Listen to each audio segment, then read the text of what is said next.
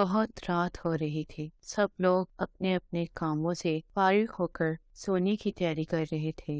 महल में बादशाह और रानी भी अपने कमरों में सोने जा रहे थे। रानी को नींद नहीं आ रही थी, तो उसने सोचा क्यों ना कुछ देर खिड़की के नजदीक बैठकर सितारों का नजारा ले लिया जाए। रानी खिड़की की तरफ बढ़ी। अचानक उसने देखा कि वहाँ एक परिंदा आकर बैठा हुआ है।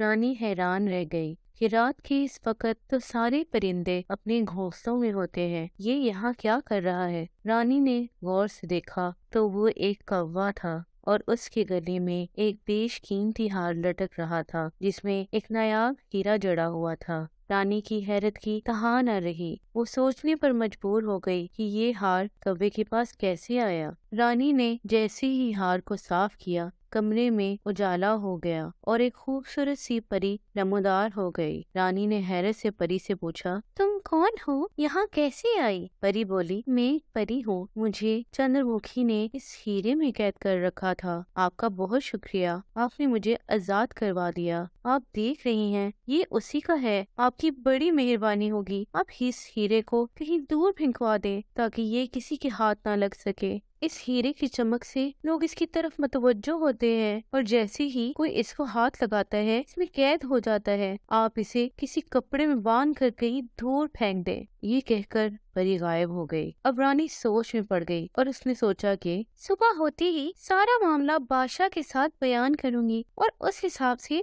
इस हीरे को कहीं दूर फेंकवा दूंगी। रानी हीरे को अपने सिरहाने रखकर सो गई। उसे परी की कपड़े वाली बात भूल गई थी। आधी रात का वक्त था। हीरे में से बिजली निकलने लगी और देखते ही देखते रानी उस हीरे में कैद हो गई। सुबह हुई। सब लोग अपने कामों के लिए निकल पड़े। बादशाह भी गांव वालों के मसले सुनने के लिए दरबार में बैठ गया। रानी के न आने पर बादशाह को तशवीश हुई और उसने रानी को बुला भेजा। मुलाजमा ने जैसे ही रानी के न होने की खबर बादशाह को दी, बादशाह परेशान हो गया। पूरे महल की तलाशी ले गई, लेकिन रानी का कुछ पता न चला। सारे गाँव में खबर फैल गई। लोग तरह तरह की बातें करने लगे। दूसरी तरफ बादशाह के कुछ सैनिक दद्दू को लेने पहुँच गए। एक सैनिक बोला, बादशाह ने आपको अपने महल में बुलाया है। दद्दू समझ गए कि रानी की गुमशुदगी पर बादशाह ने बात करनी है। दद्दू बादशाह के पास महल पहुँचे। बादशाह ने दद्दू से कहा कि तुम्हें तो सब मामले की खबर होगी, अब बताओ क्या किया जाए। दद्दू बोले, यूं है किसी से इस बारे में मदद ली जाए। बादशाह ने पूछा, आखिर किससे मदद मांगेंगे? दद्दू ने बादशाह को कहा कि हमें सब गाँव वालों से पूछना चाहिए, कोई न कोई तो इसके बारे में जरूर जानता होगा।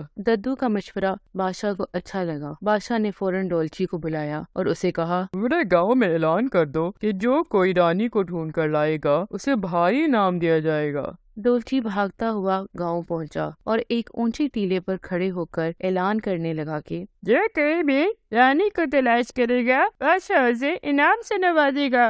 वहाँ पर मौजूद सब लोगों ने ऐलान गौर से सुना। ढोलू और छोटू भी अब रानी को ढूंढने में लग गए। दरोगा भी उनके साथ हो लिया। देखते देखते सारा गांव रानी की तलाश में लग गया, लेकिन रानी महल से बाहर होती तभी किसी को मिलती। महल में रानी के कमरे की सफाई करते हुए मुलाजमा को वो हीरा मिल गया और उसने सोचा कि ये हीरा यहाँ पड़ा हुआ है, क्यों ना मैं इसको अपने पास रख लूं। उसने इधर उधर देखा कि उसे कोई देख तो नहीं रहा। उसने फौरन हीरे को अपने कपड़ों में छुपा लिया और घर की तरफ रवाना हो गई। उसे डर था अगर वो ज्यादा देर महल में रही तो किसी न किसी को पता चल जाएगा। हीरे में कैद रानी अपनी रहाई की दुआ कर रही थी और मदद के लिए पुकार रही थी, मैं यहाँ हूँ, मुझे यहाँ से निकालो। लेकिन किसी तक रानी की आवाज नहीं पहुँच पा रही थी। बादशाह जब सोने के लिए अपनी ख्वाबगाह की तरफ गया तो उसके रास्ते में फिर से वो परी आ गई। परी ने बादशाह को परेशान देखा और कहा, मैं जानती हूँ कि आपकी परेशानी की वजह क्या है। बादशाह ने हैरानी से परी को देखा।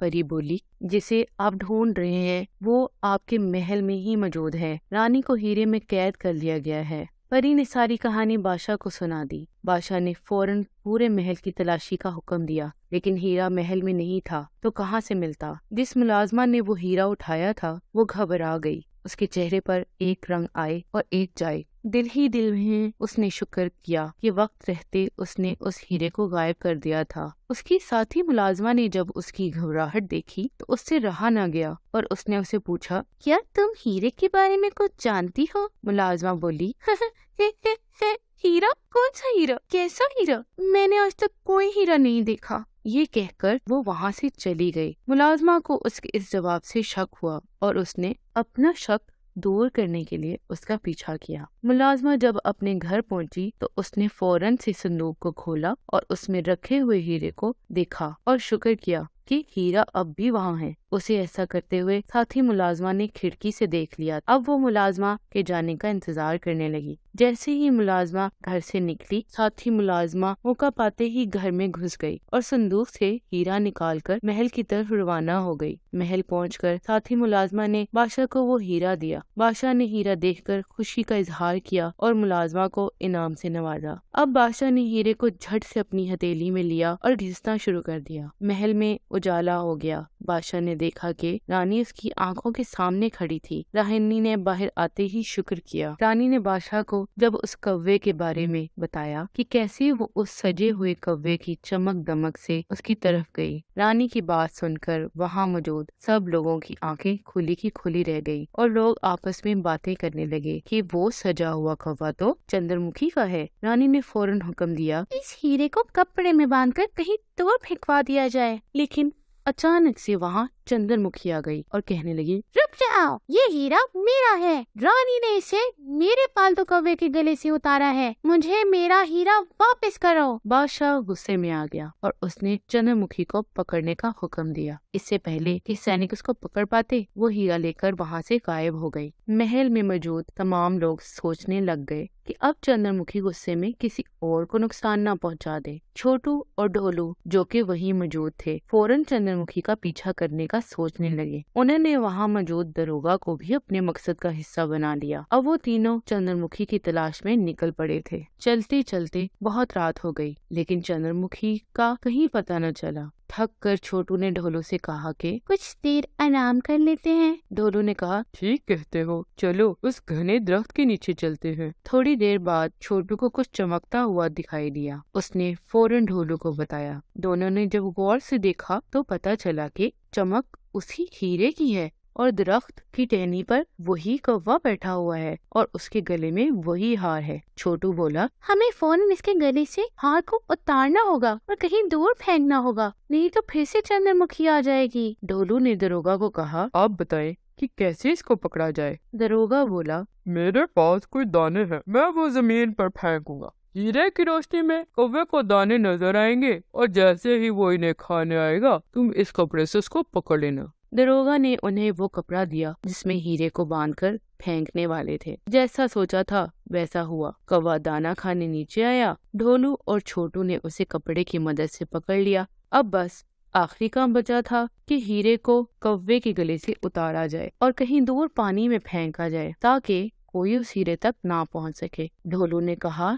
मैं कौवे को पकड़ता हूँ, छोटू तुम इसके गले से हार उतार लेना। दोनों भाइयों ने मिलकर कौवे के गले से हार उतार लिया और इससे पहले कि चंद्रमुखी वहाँ पहुँचती, वो तीनों वहाँ से भाग निकले। दरोगा ने कहा, थोड़ी दूर ही एक तालाब है, उसमें फेंक देंगे। जैसे ही वो लोग तालाब के पास पहुँचे, छोटू ने देखा कि तालाब के बीचों बीच चंद्रमुखी खड़ी उनका इंतजार कर रही थी। उसने एक जोरदार कहका लगाया और बोली, मुझसे बचकर भाग रहे थे। ढोलू ने छोटू को इशारा किया कि वो जल्दी से हार को पानी में फेंक दे। छोटू बड़ी खामोशी से चंद्रमुखी से नजर बचाकर हार पानी में फेंकने लगता है। दूसरी तरफ ढोलू और दरोगा ने चंद्रमुखी का ध्यान अपनी तरफ किया ताकि छोटू हार को फेंक सके। छोटू ने मौका पाते ही हार को पानी में फेंक दिया। ये सब देखकर चंद्रमुखी चीख उठी, ये तुमने क्या कर दिया? मैं इसका बदला जरूर लूंगी। ये कहकर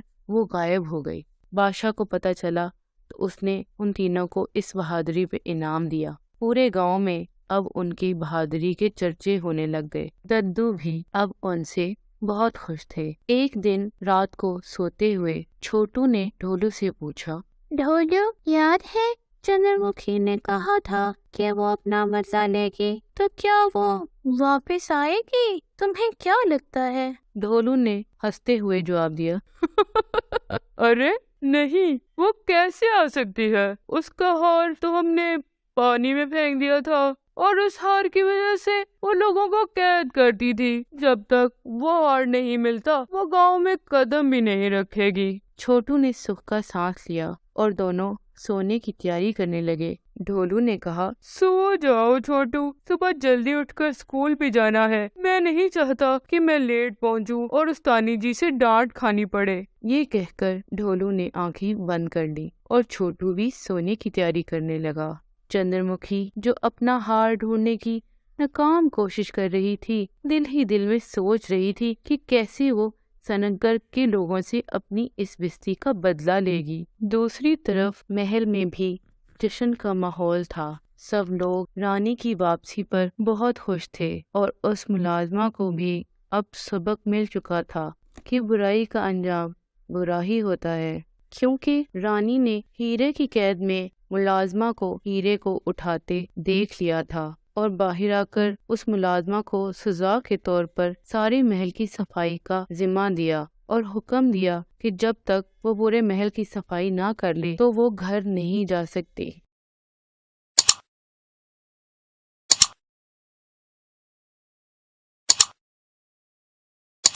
You can download the application on Google Play or App Store, and you can visit our website mathslegends.co.uk.